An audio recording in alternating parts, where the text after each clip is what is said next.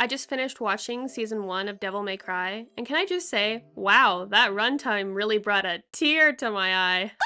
First of many, buckle in. Don't get me wrong, I enjoyed watching it. I think it's one of those shows that'll get better each season, but that's also just pure hope because I have some pretty big issues with season 1, and I think it all boils down to one simple thing. They needed more time. It was way too short. And while Devil May Cry is not the only victim of this problem, it might lose all its blood before season 2 has a chance to save it. But before I pull the devil trigger on this video, I just wanted to say that all of this is just my opinion. Thank you for being here, and I hope you enjoy. Also, a disclaimer, I have only watched the 2025 animated show. I have no bias or knowledge of the original video game or other media. Also, there will be spoilers in this video. Unfortunately, I can't go in depth without them.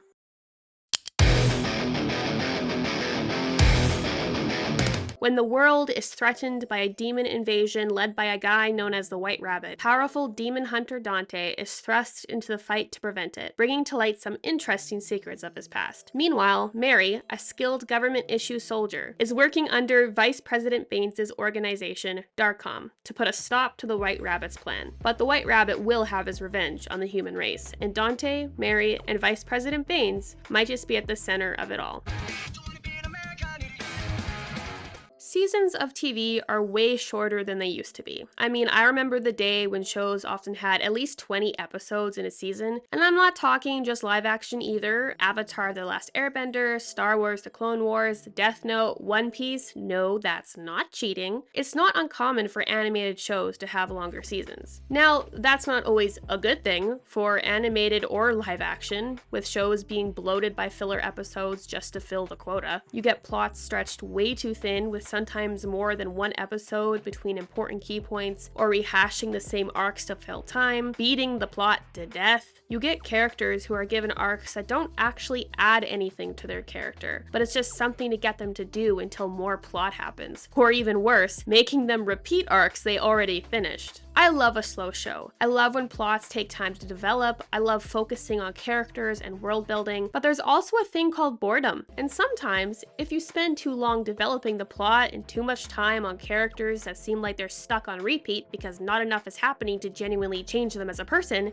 you can kind of get bored by the 18th episode. But on the flip side, the things that can make long seasons bad are also what can make them so worthwhile. Longer seasons give writers more time to spend on plot, characters, themes, and world building. Yeah, you have to suffer through episodes like The Great Divide, but you also get episodes like The Tales of Ba Sing Se, which gave us Leaves from the Vine. I think that's a pretty good trade-off. If shows are going to take their time, they need to use that time wisely in ways that will benefit the story. The Great Divide had a plot that didn't do a whole lot for the story or the characters. In fact, they were just kind of annoying to watch. It feels like a filler episode. But Tales of Ba Sing Se, a collection of vignettes that should have added as much to the story as a clip show, added so much to the spirit of the show and one of the most beloved characters, Iroh. It's kind of an iconic episode, actually. Personally, I think the sweet spot for TV shows, animated or live action, is 12 or 13 episodes. I mean, Breaking Bad managed to create one of the largest legacies in TV history with 13 episodes a season. The Legend of Korra is a really popular animated show with 12 to 14 episodes per season. Now, the episode runtimes between these shows are extremely different, and yet both shows managed to do what they needed and wanted with almost the same number of episodes per season. Also, I understand TV shows are expensive to make and animation is time consuming. I understand that's probably a huge reason seasons are getting shorter, but as far as audience attention span, I don't know if I buy that being a factor. I mean, there was a lot of people who watched all 15 seasons of Supernatural, so, you know, if people are invested, they'll keep watching. Whatever the reason is, some stories suffer because of these runtime cutbacks, and unfortunately, I think Devil May Cry is one of them.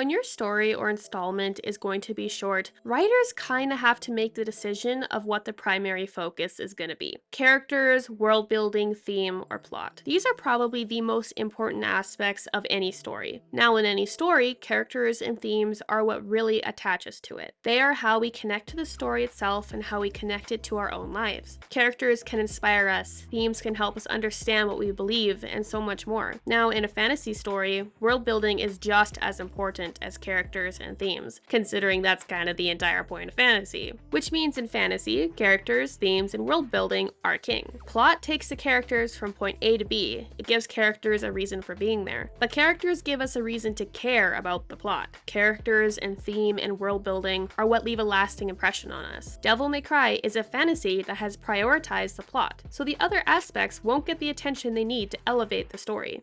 To be fair, DMC has good world building. That was definitely a focus. I feel like I understand the realm of Hell/Makai just as well as I understand the Earth realm. I like that it's not literally the spiritual realm of Hell, but they were two coexisting worlds that became divided by a wall. I think that kind of adds to the whole theme of Earth is also Hell, which the story touched on, but not a whole lot. Even though DMC is very much a plot-led story, I don't think the world building suffered. It helps that these worlds aren't super complicated. Setting up Earth requires next to nothing, especially because the supernatural isn't actually extensively integrated into society because the majority of the population isn't even aware demons exist. And as far as the demon realm goes, that was also going to be easier, considering the audience will already have an idea of it in their head based on its name alone. The worlds of DMC aren't complicated enough to need a lot of time dedicated to developing them, so I think they're actually well done for what they are. And as far as the plot goes, I liked it. I have come to learn through my years of writing books, consuming stories, and learning about writing that themes are the blood of a story. They give stories and character meaning. Demons must not have good blood pressure because Devil May Cry didn't pay attention to themes at all. There were glimmers of interesting themes. One of the obvious and major themes DMC was trying to integrate into the story is Earth is also Hell. As I mentioned earlier, Earth and Hell once coexisted, but then they were divided by a wall. It's not crystal clear in the show, but demons and humans seem to be genetically related to each other, somehow. So Earth and Hell and humans and demons are at least partially the same in a literal sense. And the very fact that demon hunters exist on Earth insinuates Hell on Earth because demons have infiltrated Earth, and where there's demons, there's fire. MC Dante is half human and half demon, so figuratively, he's half Earth and half Hell, also representing the theme of Earth is also Hell. This theme was also fleshed out through Mary's backstory when her dad became a figurative and then literal demon in his mission to try to stop them, and then in her backstory when she kills a bunch of demon refugees, becoming the catalyst for the creation of the White Rabbit. It shows that Earth is just as dangerous as Hell, and perhaps humans are not so different from their demon counterparts. Stretching this theme like butter over too much bread,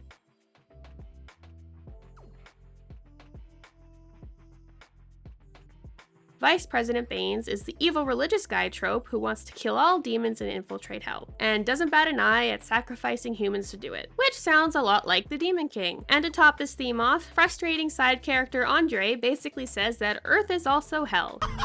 You think Hell on Earth would be that different from my life now? And main character Dante is flabbergasted when White Rabbit calls Earth paradise. This was the most interesting and most fleshed out of the themes in my opinion. Now don't get me wrong, you don't need to have a bunch of themes, but you do need them. DMC tries, but doesn't quite flesh them out enough. Like, I think I was stretching the Earth is also Hell theme to its limit. When your story is overwhelmed by plot, it's harder to successfully integrate themes into the story. Characters are very important to themes. Themes can be present in plot, of course, but characters and themes really make each other feel alive. 8 action-packed episodes was simply not enough time to properly explore the themes introduced. Poor character development is really the banes of a story. Now don't get me wrong, I liked pretty much every character, but there wasn't a whole lot of development, and the development happened way too quickly and didn't even result in much of a change. By all rights, some of these character arcs should have been very interesting, but they just didn't have enough time dedicated to them. We all go down the rabbit hole together. I really liked the White Rabbit in the first few episodes. I thought he was a real threat, that his plan made sense, and who doesn't love an unhinged villain? But I start the flashback episode, and the moment I see the boy being abused, I knew he was the White Rabbit. The White Rabbit is actually a human, and I was disappointed. It felt obvious. He was abused, fled to the demon realm, demons raised him, humans killed his demon family, and now he wants to destroy humanity. Of all the directions they could have taken this character, that was one of the least surprising. Now don't get me wrong, there are some interesting things that came out of this revelation. For me, this means the White Rabbit embodies the Earth as also Hell theme perfectly. Humans treated him poorly, so he made Hell his home and demons his family. To make himself more powerful, he ingests demon blood, suggesting that humans are demons inside. He is a human that masquerades as a demon, but then he becomes an actual monstrous demon because he's consumed by revenge and hatred, and he eats a demon, which I think is a cool way for a revenge theme to go. I was expecting an unhinged demon who had glimmers of humanity, but got an unhinged human who had glimmers of demon. Unfortunately, this theme wasn't explored a whole lot. Like, I had to rewatch the show and then think on it to even come up with what I was just talking about. There aren't actually that many scenes with the White Rabbit, so it's no wonder the theme surrounding his character feels underdeveloped. And even though I said I thought he was the deepest character, he's not exactly Lake Baikal, however you say it. The White Rabbit is a pretty good representation of the characters in the show itself. A lot of potential, good ideas and themes and concepts introduced, but so underdeveloped. Who caught who now, mother?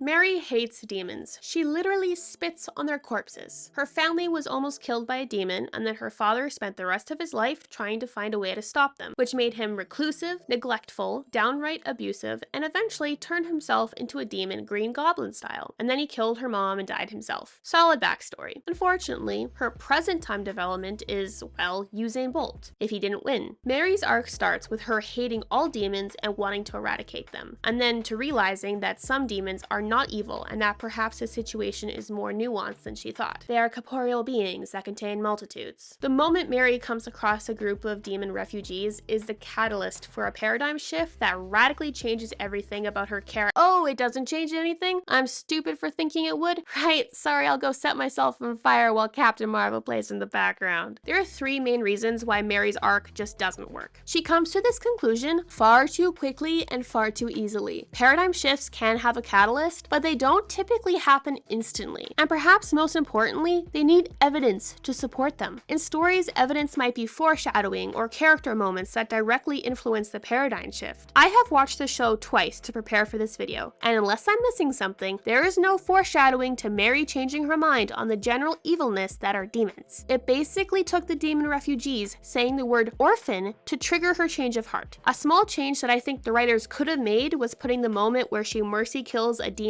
before finding out they're refugees. It would have acted as logos for her paradigm shift, which currently has zilch. Without foreshadowing, without change influencing moments, there is no reason Mary should have come to the conclusion as fast as she did. The only reason is because the plot needed her to. It revealed the White Rabbit was willing to do experiments on the people he claimed to care about. It revealed Baines is ruthless when he ordered the refugees, children included, killed. It revealed that not all demons are evil. These are important factors in the world building and the plot. Mary does not have a change of heart because she simply cannot deny the evidence. She has a change of heart because the story needs her to. And even then, I use the term needs very loosely. What I find really stupid is the fact that the other Darkholm soldiers went along with protecting the demon refugees without any pushback. The only person who I think had a realistic reaction to this whole situation is Baines, and he has them slaughtered. Why on earth would you believe a group of demons who are known to be shapeshifters and liars? Like, it just doesn't make sense. Mary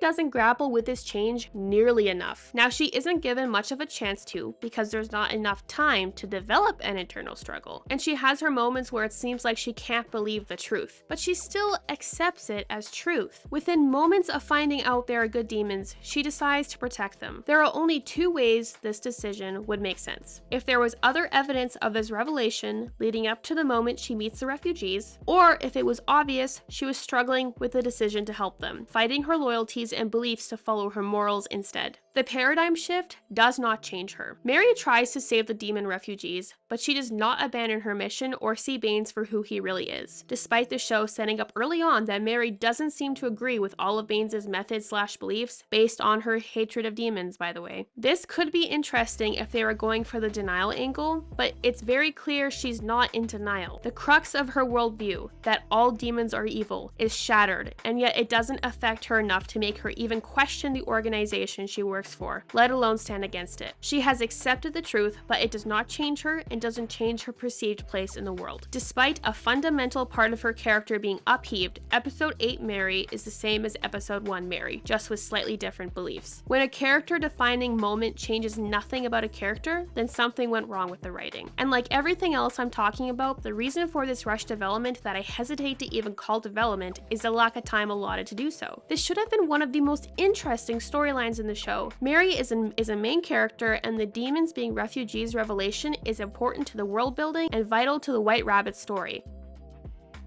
Mary doesn't have time to struggle beyond a few grimaces and certainly no time to change as a person because the plot just needs to keep on trucking.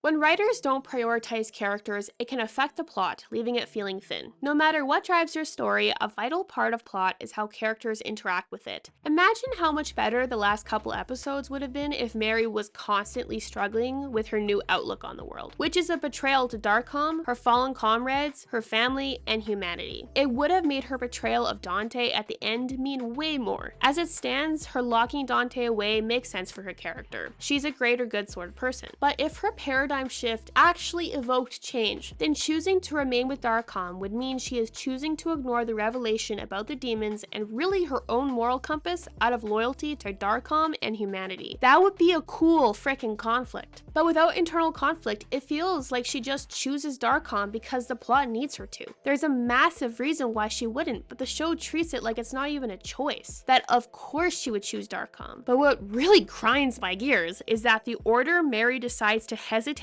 on is capturing Dante, as if the story allowed for some deep relationship between them to grow. There definitely wasn't a far more transformative thing that happened in the show that this moment could have capitalized on. Baines could have revealed he killed the demon refugees and then forced Mary to choose between Darkcom and her morals. Nope, capturing Dante. Yeah, that really makes her question things. But Cassidy, he made her blush. Oh, sorry, how could I forget such a pivotal character moment? Anyways, there's not really any time to question beliefs when you have to get to the next action scene, so moving on. Even though I really liked the flashback episode, I think it would have been more useful to have those flashbacks interspersed throughout the season and have an episode focusing on Dante and Mary struggling with their paradigm shifts instead. It could have been a break from the plot while still serving it, would have made the characters seem like they were actually going through a major change in their life, and would probably have served the season better than a flashback episode. That's what I would have done at least. And on my second watch of the show, I realized that in episode 3, we already got a flashback of Mary's past. It took place before the events of the flashback episode, but we didn't really need both. Like, they're two versions of the same thing. The flashback episode is just more detailed. If there were more episodes, sure, but with so few, you have to pick and choose, and to basically include the same information in two different episodes, when the flashback in episode 3 could have been in episode 6, seems a bit wasteful of the dwindling resource of time. A scene that I think is indicative of how characters are treated in the show is in episode 1. We find out that Darkcom is bringing in demon hunters to get information on the White Rabbit. So with this context, the next scene is Dante walking into a diner after fighting some demons. The waitress gives him his usual, gives him her number, and he relaxes over a bowl of ice cream. 5 seconds later, a truck is hurled through the window, and he's plunged right back into action. A scene in which a character is literally able to breathe is immediately cut by action. It would have been the perfect scene for a conversation between him and the waitress, or maybe he thinks it back on his past, or something that could flesh him out. Let the character breathe. Instead, the only development we get from the scene is that he likes ice cream and he doesn't like the waitress. DMC consistently doesn't allow characters to just exist, to be, to interact with the world as something other than a weapon. DMC might not suffer from a great divide, but it has nothing even in the realm of Tales of Ba Sing Se. Shows don't need filler, but characters do need time to exist beyond the plot. Now, a scene that I did like was in episode 4, when Mary manages to escape into an elevator during a fight with some demons. She takes a break, even if only for a few seconds, and replays her squad dying in her head. I thought this was a very well done scene, and it's the kind of scene that is best not played for too long, because the point is that she only has a short elevator ride to get her head and body back in the game. Unfortunately, this doesn't exactly add a lot to her arc. In fact, it should add to the struggle she should be facing once she realizes not all demons are evil, because moments before she has this shift in belief, her entire squad is killed by demons. So while I like the scene, it somehow makes her arc even worse. Earlier, I talked about the different aspects of a story: characters, themes, world building, and plot. When a writer is limited by runtime or page count, sacrifices must be made and priorities must be set. However, these priorities and sacrifices are not made equal. Now, I'm obviously biased towards characters, theme, and world building over plot. I'm very aware of that. I can handle a very slow plot if the other aspects are done well. In fact, I prefer it. Not everyone prefers this, but I would be willing to bet most people do, especially fantasy fans who are used to long, slow plots. Devil May Cry sacrifices the wrong lamb. While the world building is well done, it sacrifices its characters and themes in favor of an entertaining, fast-moving plot that unfortunately doesn't make up for what the show lacks. Compare DMC to another animated adult fantasy with a similar runtime and episode count: Castlevania Nocturne. Nocturne makes different sacrifices. It is much slower paced and focuses on world building, themes, and characters. And I know a slow plot isn't exactly a sacrifice, since it's just pure preference, but it does allow the writer to spend more time on the other aspects. While they aren't the best characters I've ever come across, Nocturne clearly makes them the primary focus. This allowed the characters to develop and gave time for the audience to understand them and care about them. Richter from Nocturne has a solid arc that takes its time. His mom was killed before his eyes, and since then, he hasn't been able to use magic. He spends the season figuratively and literally running from his past, accumulating in him running away entirely instead of staying to fight. But when his life and the life of his family are threatened, he realizes that he doesn't want to be someone that just runs away. This reawakens his magic. When you only have 4 hours to tell a story, you're probably not going to get Blue Eye Samurai level development. And a side note, even if there are only 4 hours like Legend of Korra, more episodes means a writer can add more moments to an arc, thus strengthening it.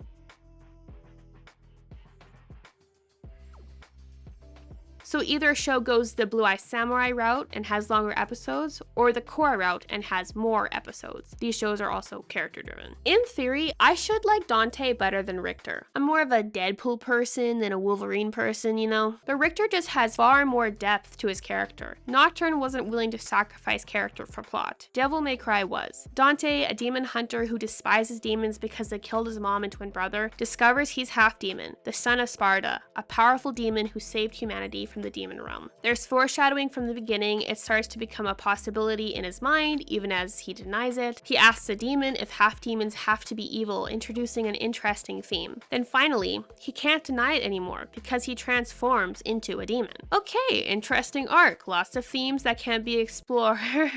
Dante's arc starts off pretty good, but then he transforms and has to face the reality that he is the very thing he hates, and he just accepts it. There is little internal struggle. It happens so quickly that neither Dante nor the show ruminates on how this will affect him, at least not very deeply. Now, it's clear Dante struggles with the idea of having a black stain on his soul, as Baines calls it. He doesn't want to be evil, but is afraid his lineage means he will be. But what should be a very interesting internal conflict doesn't even really affect or change him all that much. It doesn't change any of his actions or beliefs. His struggle is just a few bits of dialogue. He realizes that he must fight the darkness of his demon side and use his power for good. But he was already doing that. He came to this decision without wrestling over it, and he came to it so quickly. It felt like the only reason he came to this conclusion is because he's the protagonist, not because there are moments in the story to make him realize this is how he should feel about his power. Yes, there's the flashback where his mom says his dad was a good guy, but there needs to be present timeline moments. A flashback is not an alternative to present time character development. There's just so little substance. I mean, Disney's Descendants explored this theme more than DMC did. In Star Wars, Anakin turning into a Sith Lord, the very thing he fought against during the Clone Wars, is one of the most interesting arcs in the entire franchise, if not the most interesting. Somehow, Devil May Cry made Dante transforming into the very thing he hates boring. You could argue that because he's the son of Sparta, who's the good demon, that it wouldn't be as much of a struggle because at least his demon parentage isn't pure evil, but Sparta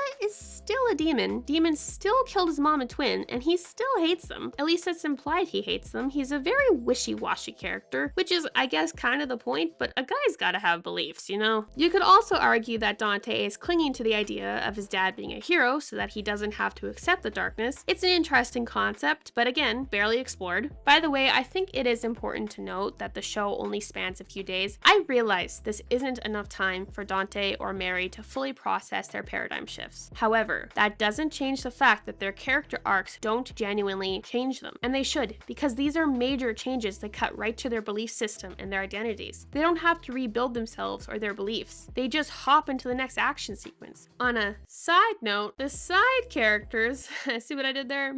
Had even less time to develop, which means sacrifices like Enzo or the entire Darkcom squad didn't mean a whole lot. We know as an audience that Dante and Enzo know each other and are some form of friends. We know Mary cares about her squad, but you can know something to be true without really feeling it. If characters don't have much time to interact, writers can't really establish deep relationships between them. Don't even get me started on Mary and Dante's relationship. At the end, she says, "I've seen you in moments where you thought no one was looking." When? Her betrayal of Dante would have meant way more if the show took its time to develop their friendship. But, you know, I digress. You can care about a side character in the context of their interactions with the main character, but if the main character doesn't have much depth, then the side character will be the water in the grooves of the pool tiles, not even a kiddie pool. Devil May Cry is so plot focused that it doesn't allow the characters or story to breathe. There's no moment when the audience can sit with the characters and world and just get to know them. The show is a long action sequence with the character development you would expect from an action sequence. Banter, one-liners, flashbacks when her life is on the line. The flashback episode establishes Mary and the rabbit's motivation, but it's not current development. The show only displays main characteristics, the traits that are core to who they are and which they use to interact with the world. Mary is a foul-mouthed badass with a dark past, and Dante is a cliche one-liner badass with a dark past. You don't get deeper than what is pretty much the most basic concept of their character. You get a mere impression of them. You don't truly get to know the characters themselves. When writers sacrifice certain aspects of their story, sometimes they're sacrificing more than just good characters. They're sacrificing having the audience care about what happens to them. Devil May Cry made the wrong sacrifice, and now the show has to climb out of the pit of hell to redeem itself.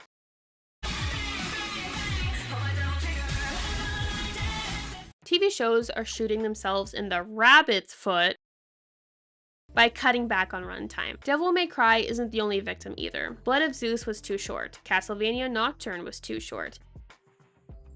Perhaps it's because lately all I've been watching is animation, but it seems like this trend is more prevalent in animated shows. I'm going to assume it's because animation takes so long to produce, but when you compare DMC to a show like Invincible that has an extra 4 hours, the quality of story and characters is astronomically different. Netflix has the money to do better than this. I said in part 1 that if people are invested, they will keep watching. It is very hard to build an invested audience on plot alone. I enjoyed Devil May Cry, I enjoyed Blood of Zeus, I enjoyed Castlevania Nocturne, but their first seasons didn't really leave me invested, rather curious to see if they can make the show better in season 2. Devil May Cry introduces some cool themes and concepts. There are solid characters that they can build upon, but that would mean season 2 needs to sacrifice a fast plot for character work and theme work. It would be a vibe shift from season 1, but I bet the audience would be down for it. Part of the appeal of TV shows is that you get to spend more time with the audience and the world than you do with movies. Writers get more time to develop themes, more arcs get to be explored, character arcs and storylines slow down.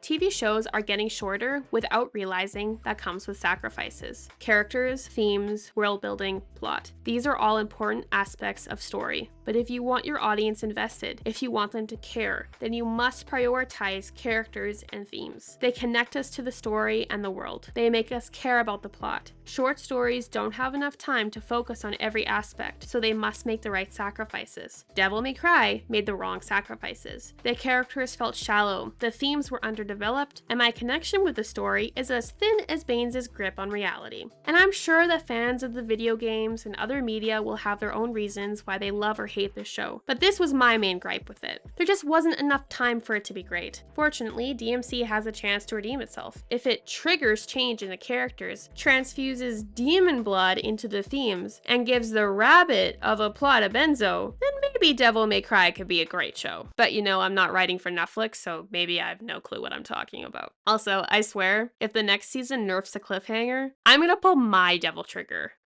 Please don't unsubscribe. I'm done talking now, thank gosh my voice hurts. A reminder, this video is just my opinion, and if you didn't know, everyone has opinions. I found that out yesterday. And if you're interested, the links to my books are in the description below. Thank you for watching, and remember, if you ever come across a grown man eating ice cream, he's probably a demon. Okay.